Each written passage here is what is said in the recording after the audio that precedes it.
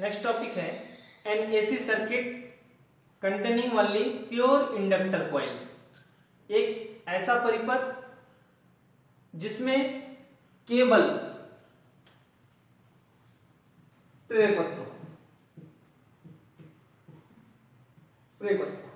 मतलब ऐसे परिपथ जिसमें केवल प्रेरकत्व हो, तो ऐसे प्रत्यावर्ती परिपथ के लिए अपने को धारा समीकरण, instantaneous current equation, phase difference, कलांतर और फेजर डायग्राम, कला आरेख और फोर्थ जो है इंडक्टिव रिएक्टेंस, ये अपने को फाइंड करना है। तो इसके लिए suppose you are taking an inductor coil of inductance L and it is connected with an alternating AC source, and any instant t alternating source equation is given by V is equal to V0 sin omega t। आपने एक शुद्ध प्रेरकत्व लिया जिसमें ओमीय प्रतिरोध शून्य हो।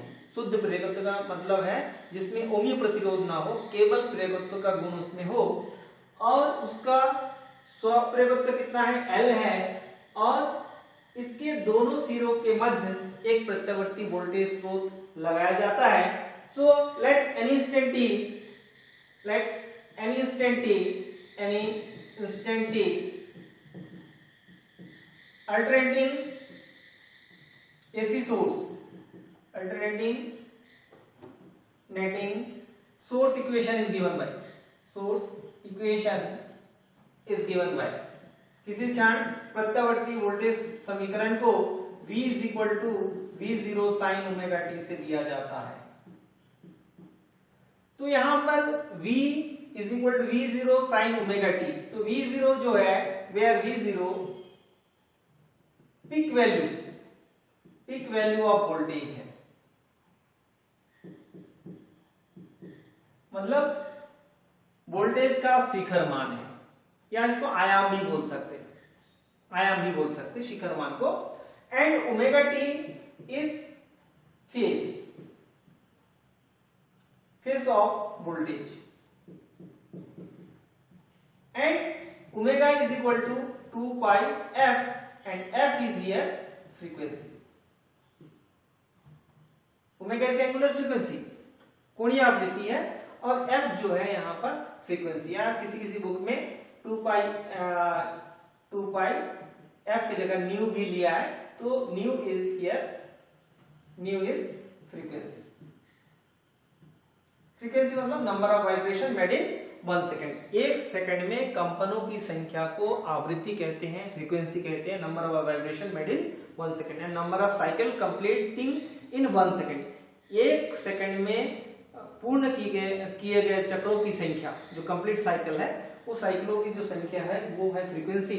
और generally हमारे जो इंडिया में फ्रीक्वेंसी होता है अल्टरनेटिंग करंट का या अल्टरनेटिंग वोल्टेज का, वो 50 हर्ट्ज होता है। 50 हर्ट्ज मतलब एक सेकंड में वो 50 बार ऑसिलेशन कंप्लीट करता है। तो यहाँ पर जब ये अल्टरनेटिंग करंट इसमें फ्लो होता है, अल्टरनेटिंग वोल्टेज इसमें लगाया जाता है, तो अल्टरनेटिंग करंट के कारण, अल्टरनेटिंग करंट क्या है, magnitude as well as direction both changing with respect to time. समय के साथ अल्टरनेटिंग वोल्टेज और अल्टरनेटिंग करंट दोनों ही चेंज होता है। ठीक है, जब दोनों ही यहां पर चेंज होता है तो उसमें एक प्रेरित विद्युत वाहक बल उत्पन्न हो जाता है। क्यों? क्योंकि जब करंट चेंज होगा तो मैग्नेटिक फील्ड चेंज होगा, जब मैग्नेटिक फील्ड चेंज होगा तो मैग्नेटिक फ्लक्स चेंज होगा, और जब मैग्नेटिक फ्लक्स चेंज होगा तो एक इंड्यूस्ड ईएमएफ जनरेट होगा। फैराडे ने कहा था कि whenever there is a change in magnetic flux linked with the coil and induced EMF is generated in it and it remains till there is a change in flux। क्या कहता Faraday कि जब भी किसी कुंडली से बद्ध चुंबकीय फ्लक्स के मान में परिवर्तन होता है तो उसमें एक प्रेरित विद्युत वाहक बल उत्पन्न हो जाता है, और उसका अस्तित्व तब तक रहता है जब तक कि उसके फ्लक्स के मान में परिवर्तन होता है। तो इसी से फैराडे का दूसरा नियम भी था क्या, कि जो प्रेरित विद्युत वाहक बल उत्पन्न होगा वो क्या होगा, the rate of change of flux के इक्वल होगा या प्रोपोर्शनल होगा। तो यहाँ पर E इज इक्वल टू क्या था, D phi by D T, हमने पहले पढ़ लिया है कि फैराडे का जो सेकंड लॉ है। तो यहाँ पर जो इंड्यूस्ड ईएमएफ होगा और अप्लाइड वोल्टेज है, दोनों इक्वल एंड अपोजिट होना चाहिए, तभी जो है सर्किट में कंटिन्यूअस करंट फ्लो हो जाएगा। ठीक है, तो यहाँ पर जो इंड्यूस्ड ईएमएफ है, तो applied voltage for flowing current flow होने के लिए applied voltage should be equal to minus of induced EMF. दोनों एक दूसरे के इक्वल होना चाहिए, मतलब लगाए गए वोल्टेज का मान किसके बराबर होना चाहिए, प्रेरित विद्युत वाहक बल के बराबर एवं विपरीत होना चाहिए, प्रेरित विद्युत वाहक बल के बराबर होना चाहिए। इसमें कंटिन्यू करंट फ्लो होने के लिए यही कंडीशन होना चाहिए। क्यों? क्योंकि इंड्यूस्ड ईएमएफ और अप्लाइड ईएमएफ दोनों एक दूसरे के इक्वल होना चाहिए, इक्वल एंड अपोजिट होना चाहिए। यानी V इज इक्वल टू क्या हो जाएगा, minus E. V is equal to minus E, तो V का वैल्यू हमने निकाला, पहले ले लिया था V is equal to V0 sine omega T, और E का वैल्यू माइनस, हम क्या जानते हैं, E is equal to minus of D phi by D T, और फाई इज इक्वल टू क्या होता था, एल आई, तो E is equal to minus L D I by D T. ये फाइनल फार्मूला अपने पास आता है। तो यहाँ पर minus of minus L D I by D T हो जाएगा, तो माइनस माइनस प्लस हो जाएगा, तो D I is equal to क्या हो जाएगा, डी आई को अगर रखेंगे तो बाकी सब चेंज ट्रांसफर हो जाएगा, that is V0 upon L यहाँ पर नीचे आ जाएगा, and sine omega T and D T.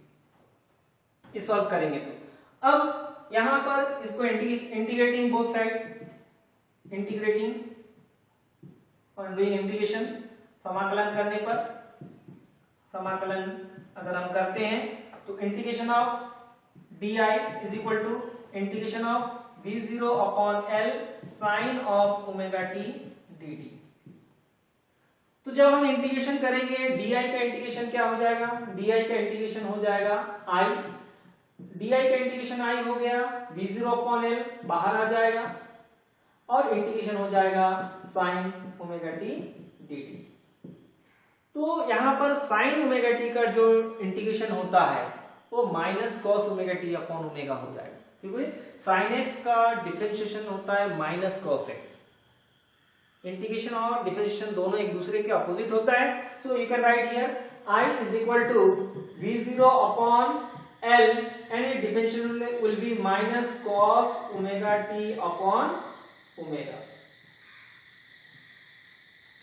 तो यहां पर I इज इक्वल टू क्या हो जाएगा, V0 अपॉन ओमेगा L, और इसको जो है आप लिख सकते हैं माइनस कॉस ओमेगा टी। तो यहां पर माइनस कॉस ओमेगा टी, क्योंकि यहां पर एक ओमेगा का फंक्शन है, कॉस का फंक्शन है, एक साइन का फंक्शन है, तो इसको भी हम जो है साइन में बदल सकते हैं। We know that sin 90 minus theta is equal to cos theta and cos 90 minus theta is equal to sin theta। ये होता है cos से 90 minus theta sin theta होता है। तो यहाँ पर हम सेम चीज करेंगे, क्या हो जाएगा, I is equal to V0 upon omega T, sorry omega L, V0 upon omega L, और यहां पर लिख सकते हैं sine of omega T minus pi by two. हम यहां पर 90 माइनस थीटा होता है, actually 90 minus theta cos theta, क्योंकि यहां पर सामने माइनस है इसलिए हमने इसके ऑर्डर को चेंज कर दिया, क्योंकि sine of minus theta is equal to minus sine theta होता है, ये फार्मूला है। तो यहां पर sine omega T minus pi by two, let V0 upon omega L is equal to I0, that is peak value of current, धारा का शिखर मान लीजिए। Peak value of current, then I is equal to नया equation हो जाएगा V0 upon omega L that is I0 into sine of omega t minus pi by 2।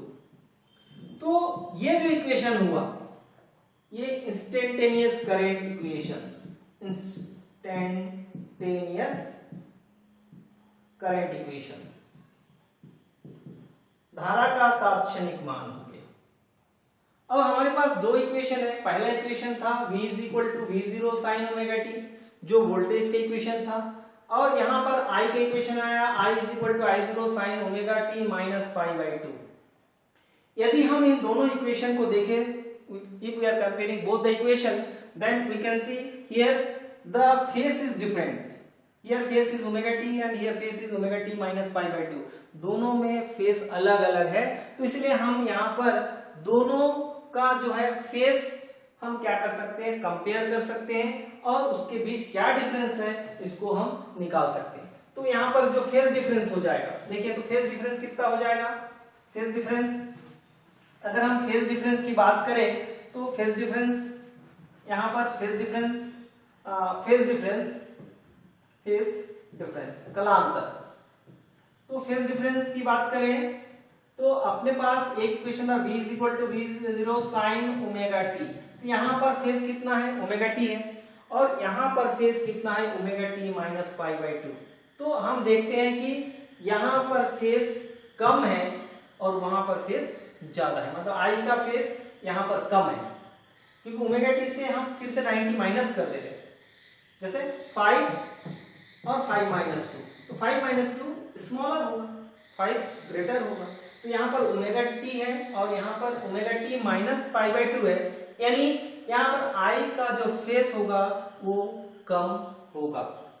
अब phase difference that is 5, कलांतर की बात कर रहे हैं हम, तो कलांतर phi is equal to face of V minus face of I।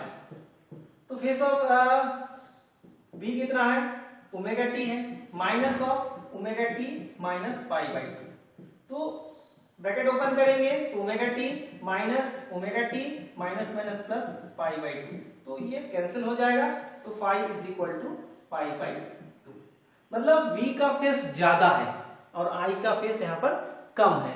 So you can write here I lags behind V by pi by 2 radian, यानी धारा I वोल्टेज V से पाई बाई 2 रेडियन पश्चगामी है। पश्चगामी मतलब पीछे, कम है, पश्चगामी। जैसे आप लोग दो भाई की कंपेयर करते हैं, अगर आपके कोई छोटे भाई है तो वो आपके अनुज है, यानी वो पश्चगामी है, उसका जन्म बाद में हुआ है।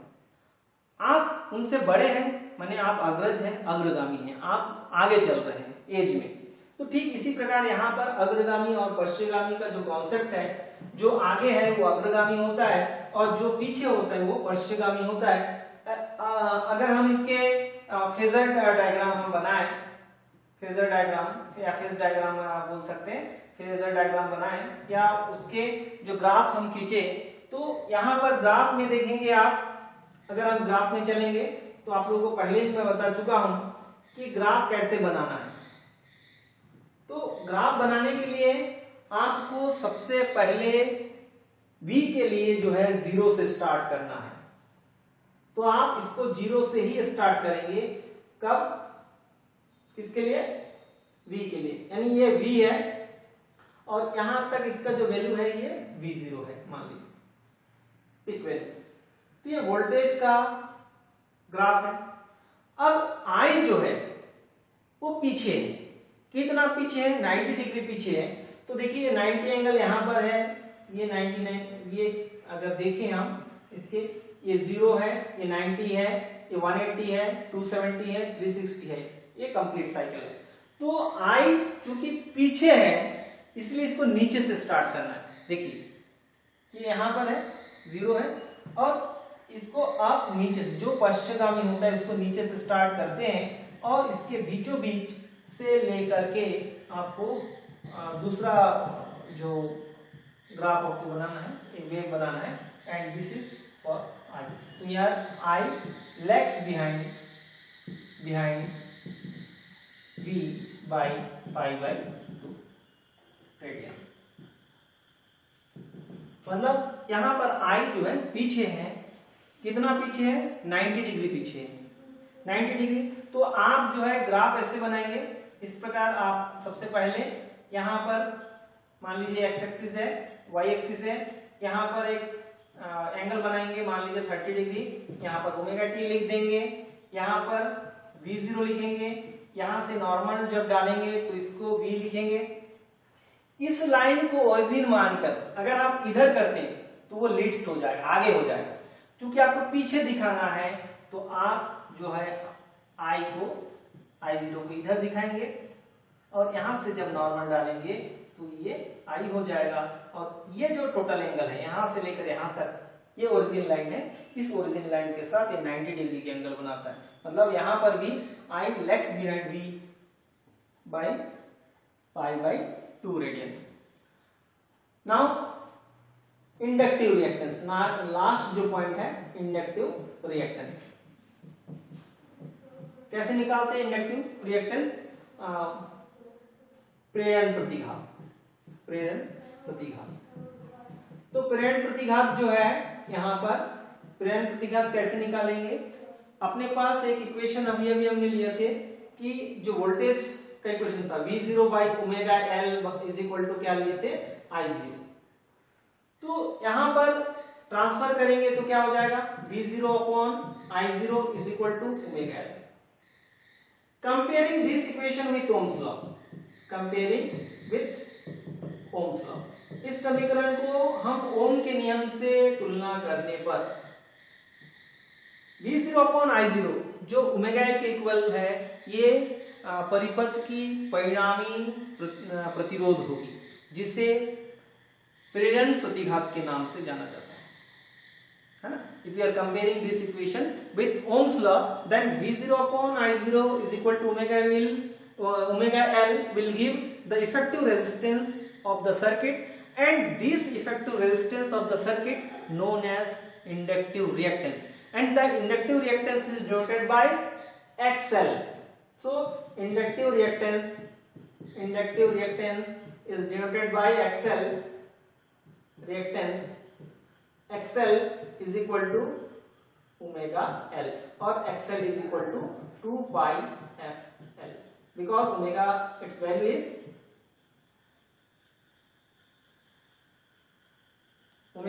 is 2 pi F. So XL is equal to 2 pi FL. For DC, F is equal to 0, so XL is equal to 0. That means there is no inductive reactance offered in DC circuit. मतलब अगर आप दिष्ट धारा परिपथ लेंगे तो दिष्ट धारा परिपथ में कोई भी प्रतिरोध नहीं होगा। कौन सा प्रतिरोध नहीं होगा? प्रेरण प्रतिघात की टर्म्स में जो प्रेरण प्रतिघात बिल्कुल वहां पर क्या हो जाएगा, शून्य हो जाएगा। इस प्रकार जो है आप इस टॉपिक में सबसे पहले इंडक्टिव रिएक्टेंस निकालेंगे। इंडक्टिव रिएक्टेंस निकालने के लिए आप इंडक्टिव रिएक्टेंस निकालने के लिए सबसे पहले जो है आपको वोल्टेज इक्वेशन लेना है। वोल्टेज इक्वेशन लेकर के आपको अप्लाइड वोल्टेज और इंड्यूस्ड ईएमएफ दोनों को इक्वल एंड अपोजिट करना है। इससे आप इंस्टेंटेनियस करंट आप निकालेंगे इंटीग्रेशन करने के बाद। इंस्टेंटेनियस करंट निकालने के बाद जो वोल्टेज है और करंट है दोनों को साइन वेव में कन्वर्ट करेंगे। दोनों को साइन वेव में कन्वर्ट करने के बाद दोनों में आप कंपेयर करेंगे। कंपेयर करेंगे मतलब उसके एंगल को कंपेयर करेंगे, माइनस करेंगे, तो आपको फेज डिफरेंस निकल जाएगा। जब फेज डिफरेंस निकल जाएगा तो आप उस फेज के आधार पर जो है आप फेजर डायग्राम और एक ग्राफ आप बना सकते हैं। और जहां पर आप पीक वैल्यू ऑफ करंट लिए उस इक्वेशन से V0 upon I0 लेना है और जो बचा है उसको ट्रांसफर कर देना है। और ये जो इक्वेशन आपको मिलेगा that will be the resultant resistance of the circuit known as inductive reactance and denoted by XL and then XL is equal to omega. इस प्रकार जो है आप इस डेरिवेशन को कर सकते हैं। Thank you very much.